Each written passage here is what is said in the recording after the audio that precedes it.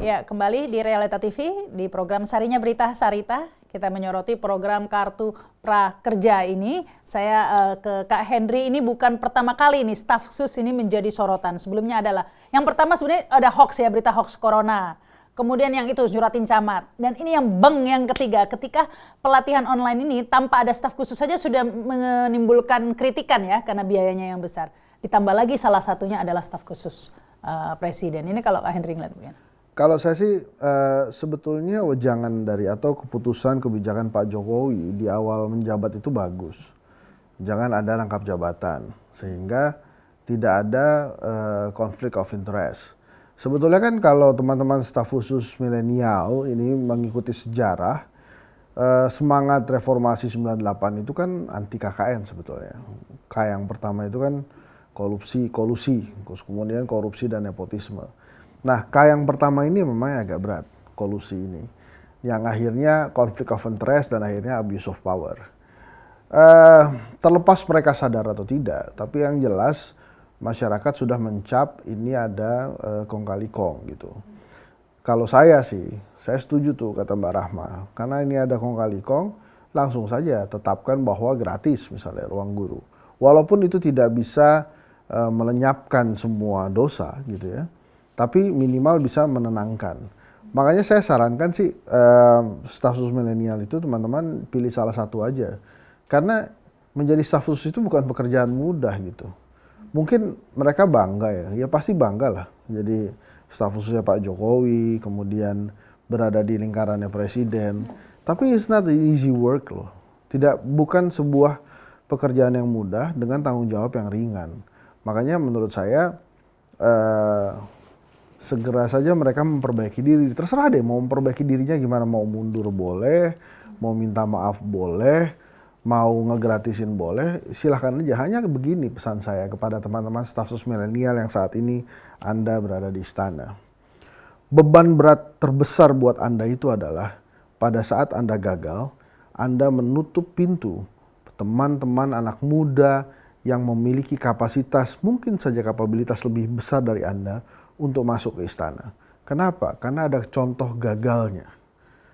Kedua, Anda akan membebani Pak Jokowi. Karena program terobosan Pak Jokowi ini kan bukan terobosan yang sering dilakukan oleh presiden-presiden yang lain. Kemudian digagalkan Anda gitu. Saya sih melihatnya ke sana saja. Kalau memang mereka mempunyai kesempatan untuk memperbaiki diri, memperbaiki prestasi, maka nggak usah takut. Nanti akan ada staf khusus milenial lagi di generasi mendatang. Anak-anak muda ini gitu. Tapi kalau mereka gagal, ini ya tutup semua pintunya, kemungkinan besar. Tapi sejauh ini memang Kak Henry secara politis begitu melihat memang masukan-masukan dari staf khusus ini berguna. Orang mempertanyakan loh. Begini mau saya, mereka kan staf khusus presiden. Ya sudah sih, yang mendengarkan masukan itu ya presiden aja. Kalau presiden mau dengerin mau enggak, mereka mau manggil atau presiden manggil mereka atau enggak kan masyarakat juga nggak ada yang tahu. Tapi masalahnya itu pada saat mereka muncul ke permukaan. Mereka kan nggak harusnya muncul. Ya sudah, kalau memang presidennya nggak marah-marah, presiden nggak pecat, berarti kan presiden nyaman. Sudah, nikmati saja posisi nyamannya presiden itu. Anda tidak perlu lagi memperjuangkan penilaian masyarakat tentang kapabilitas Anda, nggak perlu. Ya sudah, mau saya begini. Misalnya, pada saat ada staf khusus milenial mengajak kita untuk bersabar, lebih baik bekerja, yang lilin-lilin itu loh. Kan akhirnya masyarakat, apa sih maksudnya nih orang ngomongnya? Emangnya dia pikir kita nggak berbuat apa-apa buat negara ini? Kan kayak gitu, jadi sentimen-sentimen seperti itu. Belum lagi ada beberapa staf khusus juga yang merasa levelnya setingkat menteri. Kemudian ada yang memang nggak ngerti birokrasi, akhirnya maladministrasi yang parah gitu ya, nyuratin camat. Belum lagi ikut-ikutan nyebar hoax gitu kan. Sebetulnya kan kalau mereka kalem-kalem, diam-diam aja nggak apa-apa. Nggak ada juga yang mempertanyakan itu. Menteri-menteri juga banyak kok yang kerjanya nggak kelihatan, diam-diam aja akhirnya. Dan aman-aman aja gitu. Walaupun sekarang kita pengen banget ngelihat menteri itu keluar gitu. Misalnya menteri UMKM, keluar. Tapi kontroversi kan. Katanya dengan Kaesang itu. Jadi jangan kemudian lu keluar karena kontroversi. Bekerja aja dengan baik. Saya makanya tadi saya ulang lagi ya Kak Rahma. Pada saat ini kan sebenarnya ide orang-orang milenial ini, ide yang pertama kan Bung Karno itu kan, yang dengan slogan yang terkenal itu, quotes yang terkenal itu, berikan saya 10 pemuda dan lain-lain. Kemudian saat ini coba diimplementasi oleh Pak Jokowi dalam bentuk staf khusus milenial, dalam bentuk menteri milenial gitu kan. Menteri milenialnya juga belum kelihatan kerjanya, ini juga staf khusus milenialnya juga demikian. Pada saat diangkat, kontroversi yang terjadi bukan apakah dia yang mampu atau tidak, apakah mereka mampu atau tidak, bukan tentang itu anaknya siapa kemudian diberikan, bukan. Itu kontroversial terjadi pada saat ada yang bicara bahwa gaji mereka 51 juta. Dan kemudian salah satu staf khusus mengatakan ini jabatan part time. Nah, langsung deh merebak gitu kan. Sebetulnya kan bukan masalah kapabilitas. Ini kan sebetulnya sebab awal ini masalah kecemburuan ini ekonomi. bertambah lagi nih Kak Henry dengan tadi itu. Meskipun ada 8 perusahaan startup dan staf khusus presiden itu Belva itu hanya salah satu di antaranya, tapi tetap saja ini dianggap nepotisme begitu. Bukan cuma nepotisme, bukan cuma kolusi, tapi juga masalah yang terbesar saat ini adalah pertanyaan nasionalisme. Pada saat orang melihat siapa sih ruang guru, siapa sih skill whatever itu yang ada di belakang ruang guru itu, ada di mana perusahaan? Oh, di Singapura. Sekarang siapa sih yang memiliki ruang guru? Pemilik Indonesianya berapa persen? Kan itu terus-terusan lagi dipertanyakan.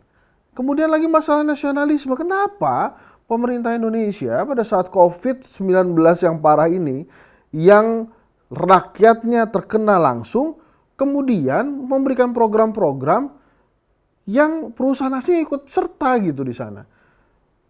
Kan tadi ini masalahnya sudah banyak perusahaan yang dimiliki oleh anak negeri yang semangat plus 62 tutup. Ada yang merumahkan pegawainya, ada yang PHK, ada yang 50% gajinya, ada yang pengumuman THR nggak dapat. Nah ini sekarang ada perusahaan platform online katanya itu kan. Terus kemudian masuknya lari-larinya isunya ke nasionalisme. Jadi saya banyak sekali sebenarnya pertanyaan-pertanyaan pada masa sekarang, terutama memaksakan diri menumbuhkan dekakorn atau unicorn itu ya, yang seolah-olah kita tuh menjadi bagian dari sebuah masyarakat modern. Belum pernah ada yang membantah teori pada saat saya sekolah dasar dulu bahwa Indonesia adalah negara maritim dan agraris. Kenapa? Maritim dan agraris ini seolah-olah tidak lebih keren ketimbang platform online. Kenapa pemerintah tidak memfokuskan saja hidup sebagai bangsa agraris dan maritim? Nah kemudian larinya semuanya online, seolah-olah keren, seolah-olah transparan. Uang juga sekarang semuanya dibuat online, nggak ada yang apa sih istilahnya cashless dan lain-lain. Terserah lah kalau kemudian itu pemerintah merasa diri mereka modern, ya mudah-mudahan aja nanti ada chips yang rasanya bisa kayak beras plus sate plus tongseng gitu ya. Jadi kita nggak perlu makan lagi. Jadi gini Mbak Rahma, ini agak melenceng sedikit, tapi yang saya inginkan adalah buatlah sebuah kebijakan yang tepat guna dan sering-sering mendengarkan rakyat. Henry Satrio kan juga jarang mengkritik pemerintah gitu. Saya banyak akan menerimanya daripada mengkritik. Karena kalau dilihat tweet saya itu juga dari 20-an ribuan tweet itu, paling dibandingkan masa hidup saya itu masih panjang masa hidup saya. Jadi artinya kita tuh lebih banyak nerima sebetulnya daripada memberikan kritikan gitu. Nah kalau tentang staf khusus milenial ini, sebetulnya orang-orang saat ini adik-adik yang menjadi staf khusus milenial, kalau Anda mau memilihkan benar-benar bangsa ini, dan kalau Anda mau memberikan kesempatan lain kepada pemuda-pemuda yang mungkin lebih baik dari Anda menjadi staf khusus milenial, kalau merasa nggak mampu, ya sudah, mundur aja. Tapi begini, tadi soalnya Kak Henry sebut-sebut soal gaji 51 juta itu. Iya itu beneran nggak sih sebetulnya? Tapi di Twitter, si Belva itu mengatakan bahwa dia tidak selalu menyumbangkan gajinya, begitu ya. Tetapi kemudian memberikan biaya 400.000 untuk membuat kroket. Nggak, ini maaf, saya jadi ketawa. Ya sebenarnya sudah disumbangkan begitu loh gajinya melalui Twitternya. Tetapi yang menjadi sorotan ini ketika pelatihan-pelatihan online, oke lah, meskipun banyak kritik, tapi tetaplah pasti ada positifnya. Namanya juga pelatihan begitu ya, ada yang bisa dipelajari. Meskipun mungkin bukan itu, orang tidak butuh makan pelatihan ya, tapi tetap saja bagi orang yang bisa memanfaatkan mungkin bermanfaat. Tapi masalahnya ketika berbiaya ini, yang seharusnya biayanya ini bisa dialokasikan untuk hal lain. Itu kan tadi yang saya sebutkan masalah nasionalisme itu. Akhirnya orang-orang ngerunut nih, ini ruang guru belakangnya siapa. Tapi kan balik lagi seperti yang tadi saya katakan. Masanya, waktu penerapan dari program ini menurut saya tidak tepat.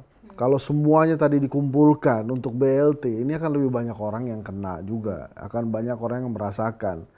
Jadi kalau kemudian ada lagi, kenapa kita nggak mau memberikan ikan, kita memberikan kail gitu ya. Kalau kita mancing itu nggak ada makanannya, mati juga kita gitu, karena udah nggak dapat ikan, kelaparan pula gitu kan.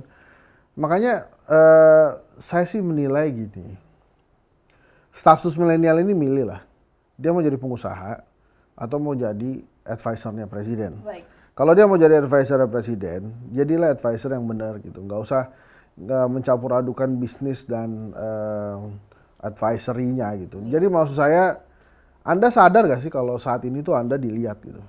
Anda sadar gak sih kalau Anda saat ini sedang diperhatikan oleh seluruh masyarakat gitu? Nah, kalau kemudian Anda diperhatikan, kenapa Anda diperhatikan? Karena ekspektasi masyarakat terhadap Anda semua besar. Jadi jangan salahkan rakyat kalau kemudian mereka sering-sering mengkritisi Anda. Anda harus menjawab kritikan dari masyarakat itu dengan kerja yang baik, berikan masukan yang baik kepada presiden. Jangan kemudian, ini kan yang norak nih ya dari teman-teman staf sus ini, kalau dikasih kritikan dianggapnya ngebully gitu. Antara kritikan dan bulian aja nggak bisa bedain, mau jadi staf khusus gitu kan. Jadi mangkal juga ini, saya maaf ya, bukan sifat saya sebetulnya, ini terbawa arus karena memang sudah banyak siang. Banyak emosi memang, apalagi sudah siang dan ya belum ada makanan. Ini kan kondisi COVID ini kan serunya adalah banyak sekali orang yang meminta kita cuci tangan, tapi nggak ada yang ngajak makan. Gitu kan? Harusnya kan setelah cuci tangan kita makan di rumah masing-masing, nanti ada virus. Jadi tapi ini, tunggu ya. Saya mau nanya dulu ke Kak Eni. Tadi sudah disebutkan memberi kail, jangan mancing gitu ya. Nah, tapi sebenarnya program-program tadi disebutkan kan banyak. Saya cuma mau tahu singkat saja. Apa saja sih sebenarnya sudah banyak program? Ada BLK ya. Kemudian PKH, ada apa saja sih sebenarnya program pemerintah? Jadi program-program, tapi saya 1 menit lah. Makanan, masalah makanan ini pasti komentar. Bukan persoalan staf sus tadi. Kita juga nggak bisa sepenuhnya dong menyalahkan staf sus. Karena presiden sendiri juga melanggar komitmennya sendiri. Kan presiden dari awal bilang tidak boleh ada rangkap jabatan. Tapi itu tidak diimplementasikan ke orang terdekatnya. Nah ini pasti akan dicatat betul juga oleh masyarakat. Kalau malaikat sudah ada roket atit gitu kan. Tapi kan ini urusan kita bernegara. Nah betul, jadi pertama yang program benar-benar sejenis seperti program pelatihan online itu di Kementerian Desa sudah ada sejak 5 tahun yang lalu, namanya Akademi Desa. Program-program pelatihan untuk pemberdayaan masyarakat melalui perlindungan sosial, Kementerian Sosial punya yang namanya PKH. Jadi Keluarga Harapan. Nah di Kementerian Ketenaga Kerja juga punya. Juga awalnya dulu ketika program prakerja ini dirancang, itu Menteri Menaker yang lalu itu membentuk satu badan khusus, lembaga khusus non struktural, gitu kan. Nah dan yang sudah berjalan sejak bahkan sejak Orde Baru itu masing-masing daerah punya yang namanya Balai Latihan Kerja. Terus juga punya masing-masing kementerian teknis, misalnya terutama menteri-menteri yang terkait dengan sektor-sektor real ya, Kementerian Perindustrian misalnya. Ini punya balai-balai, bahkan ada balai besarnya masing-masing daerah, kayak batalionnya gitu ada di balai-balai besar di seluruh Indonesia. Dan ada misalnya nanti ada balai-balai yang memberikan pelatihan, misalnya di Sidoarjo saya pernah kunjungi di sana, itu balai persepatuan. Itu memberikan kursus pelatihan untuk orang-orang bagaimana mulai dari mendesain sepatu dan juga membuat sepatu yang benar-benar menjadi terampil dan sangat punya skill. juga penyamaan kulit dan sebagainya. Bukan itu online tapi ya? sudah ada. Jadi itu program-program yang selama ini sudah baik dikoordinasikan oleh kementerian maupun oleh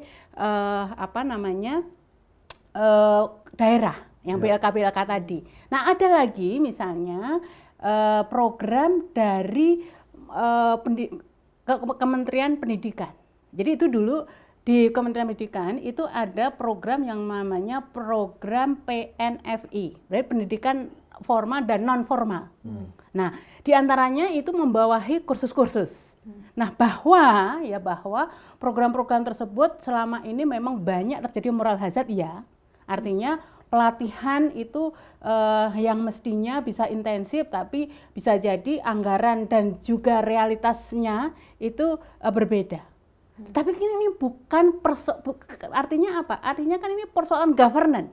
Tapi bukan persoalan konsep gitu kan. Konsepnya bahwa pelatihan lembaga-lembaga pelatihan itu masih bisa dioptimalkan dengan misalnya modifikasi bagaimana agar terjadi transparansi, bagaimana terjadi katakanlah pemadatan. Pemadatan artinya kayak Balai Sepatuan ini kan sudah punya instrumen bagaimana mendesain sepatu yang bagus. Nah, kalau ini dilakukan katakanlah bukan sebulan sekali, katakanlah kelasnya itu bisa sebulan paralel berapa kelas, ini kan semakin banyak tenaga kerja terampil yang bisa disiapkan dari balai-balai. Tapi again itu kalau kondisi normal. Sekali lagi itu pun artinya begini, justru yang ingin saya katakan, desain seperti dalam kondisi normal saja itu masih banyak yang gagal. Artinya tidak optimal, kalaupun nggak gagal, banyak yang nggak optimal karena berbagai macam persoalan mulai dari moral hazard maupun efisiensi dan efektivitas anggaran. Nah, sementara ini yang kita hadapi sekarang kondisi yang tidak normal, yaitu saat pandemi. Sekali lagi, kita tidak bisa apple to apple dengan Finlandia. Finlandia memang sukses menjalankan pelatihan online, tapi yang mereka latih sekali lagi di sektor IT. Nah, yang tadi itu ya, Bu ya. Sementara kita yang dibutuhkan oleh permintaan pasar tenaga kerja itu adalah tenaga-tenaga terampil. Jadi menurut Kak Eni ini stimulus apa yang cocok bagi para prakerja ini di situasi pandemik ini? Ya. Jadi untuk kondisi pandemi itu yang paling diutamakan adalah perlindungan sosial. Iya tadi. Nah, pertama bagaimana agar ini mempertahankan survival masyarakat. Jadi stimulus itu kalau kita sudah dalam kondisi tenang, artinya perang melawan COVID ini sudah bisa benar-benar kita menangkan. Masyarakat kembali beraktivitas secara normal. Nah, marilah kita berpikir nanti apa saja fasilitasi, dukungan, stimulus atau apapun lah itu yang bisa dilakukan oleh pemerintah itu yang diberikan kepada masyarakat. Tapi kondisi sekarang, apalagi fokus di saat ke masalah survival. PSBB, ya kan di kondisi PSBB ini kan semua berharap, semua dihimbau untuk social distancing, physical distancing atau diam lu di rumah gitu kan, walaupun itu mungkin terlalu kasar ya, kalau ini bukan benar-benar untuk diam, tetapi minimal kalau masyarakat ini mendapatkan perlindungan sosial, maka himbauan itu bisa dilakukan dengan nanti penegasan. Jadi kalau misalnya pemerintah sudah memenuhi minimal social safety net kepada masyarakat yang sangat membutuhkan tadi diberikan, maka pemerintah juga punya hak untuk memberikan sanksi kalau ada masyarakat yang bandel ataupun melanggar. Baik. Tapi dalam kondisi seperti sekarang, kalau pemerintah ingin memberikan sanksi kepada masyarakat yang katakanlah tetap bekerja di luar rumah, tidak di sektor-sektor yang diperbolehkan, misalnya di sektor-sektor yang melayani kebutuhan pokok masyarakat, maka masyarakat akan bilang, lalu kalau saya tetap tinggal di rumah, saya kan hanya dua pilihan. Saya mati kena COVID atau mati karena kelaparan. Meskipun sudah ada juga ya bantuan-bantuan ya katanya dari DKI begitu ya. Ya, jadi kan ini Mbak. Jadi bantuan itu skemanya yang bantuan 600.000 untuk jadi kan sebenarnya ini kan untuk memitigasi dari yang program reguler yang miskin diperluas dengan yang rentan miskin. Oh, ini untuk yang Tapi rentan artinya miskin. yang benar-benar ini memang sangat dalam posisi desil 10. Jadi orang yang paling bawah penghasilannya. Yang ini memang datanya tentu terutama yang miskin ada dan yang Miskin rentan sudah di-cover miskin dengan ada. bantuan, Itu tapi yang di-cover. rentan miskin ini Tetapi nih yang juga. korban, sekali lagi, yang korban PHK ini yang belum ada skema bantuan. Itu harusnya dipikirkan ke Nah, situ itu ya. yang harusnya Ini saya dipikirkan. ke Kak Henry lagi. Rasanya begini loh Kak Henry ya. Kalau melihat program pelatihan online ini, mau disuruh agar nggak suuzon ini susah kayaknya ya. Ya. Jadi gimana dengan dipikir secara logika saja hari gini gitu ya, pelatihan di tengah corona begitu, pelatihan online disuruh bayar 300.000, 400.000 untuk pelatihan-pelatihan tutorial yang gratis di YouTube. Ini sementara perusahaan startupnya ada pejabat lagi ya, staf khusus lagi. Jadi ini bagaimana menjelaskan ke publik agar ke publik ini tidak berkonotasi buruk begitu ya, bahwa memang ini ada hengki-pengki begitu. Ya sulit memang. Saya juga nggak paham kenapa kemudian pemerintah kecolongan gitu. Apakah kecolongan beneran atau pura-pura nggak tahu dan berharap nggak tahu gitu kan? Susah sih, yang Pak Teten sama Kaisang aja terbuka tuh. Itu juga saya masih menunggu sih klarifikasi dari Pak Teten yang dulunya kan anti korupsi tuh ya, aktivis anti korupsi, dan Mas Kaisang itu sebenarnya gimana sih itu kerjasamanya. Jadi sulit Mbak Rahma kalau kemudian, apalagi kalau kita melihat ya, oke lah ini kemudian mereka pelatihan, sementara Pak Jokowi bilang COVID-nya selesai akhir tahun. Akhir tahun tuh berarti mesti berapa bulan tuh? Ya, terus kehidupan yang dijamin tuh yang 600.000 4 bulan.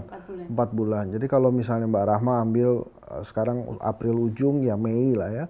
Mei, kemudian Juni, Juli, Agustus, September, COVID-nya belum hilang. Jadi kalau dia sudah selesai pelatihan pun belum tentu bisa kerja.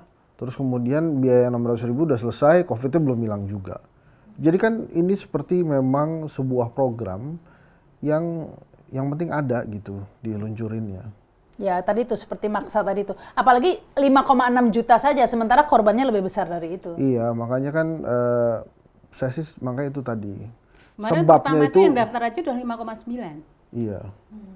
Padahal kuotanya cuma 5,6. 5,6. Itu gelombang pertama. Baru gelombang pertama hanya dibuka 5 hari saja yang daftar udah 5,9 juta. Iya, nah itu kan pasti sama pemerintah senang banget tuh. Oh, itu berhasil tuh program. Antusias masyarakat. Antusiasme, memang antusias lah.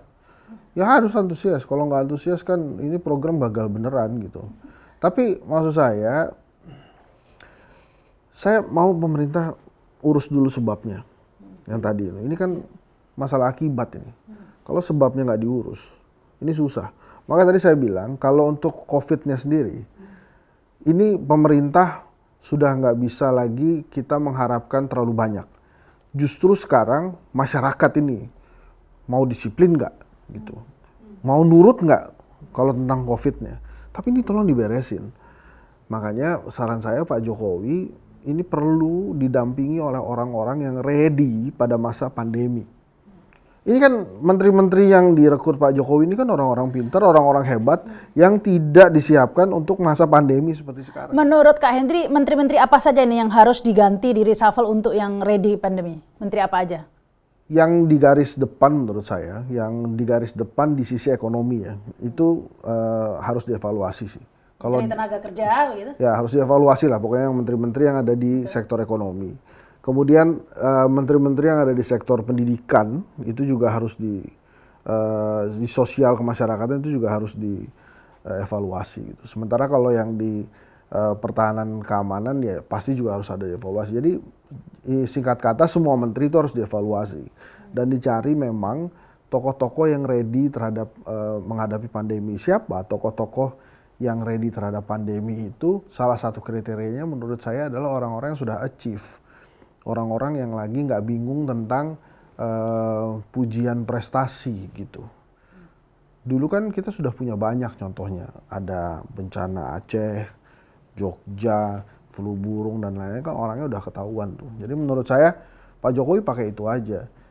Kepercayaan publik terhadap pemerintah ini tinggi karena memang harus tinggi. pemerintah ini banyak melakukan hal baik. Cuma kalau kemudian ada beberapa program yang dipaksakan, itu menurut saya kan bisa dievaluasi. Jadi intinya Mbak Rahma adalah COVID ini tidak mudah.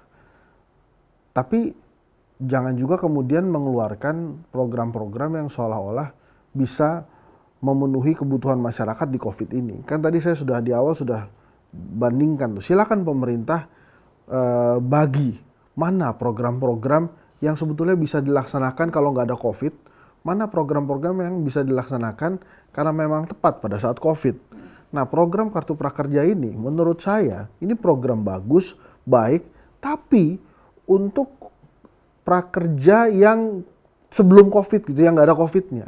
Tapi kalau ada yang COVID-nya, ini ganti aja. Nah, termasuk staf sus milenial gitu kan. Staf sus milenial nggak ada COVID, sering blunder. Kalau ada COVID, ya jangan sering-sering blunder lagi. Masyarakat jadi double ininya, keselnya nanti gitu. Memang tadi itu ya seperti disoroti tadi bahwa memang tadi itu sebabnya dulu ya, karena kalau coronanya sendiri tidak diatasi rasanya percuma program apa saja, prakerja atau prasejarah mungkin. Dan kita jangan pernah menyepelekan yang namanya COVID.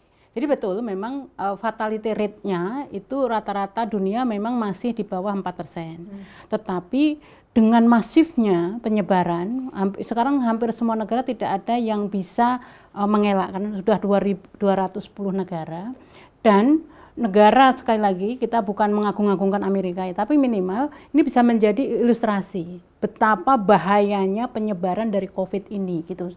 Jadi kalau Amerika saja ini hampir tidak mampu mengendalikan, Italia yang fasilitas kesehatan dan lebih modern tentu dari kita saja kewalahan gitu kan, maka jangan pernah kita ini benar-benar menyepelekan persoalan COVID ini. Jadi minimal walaupun kemarin Amerika itu bandel tuh, salah satu iya, negara yang bandel warganya itu Amerika, jadi jangan dicontoh lah.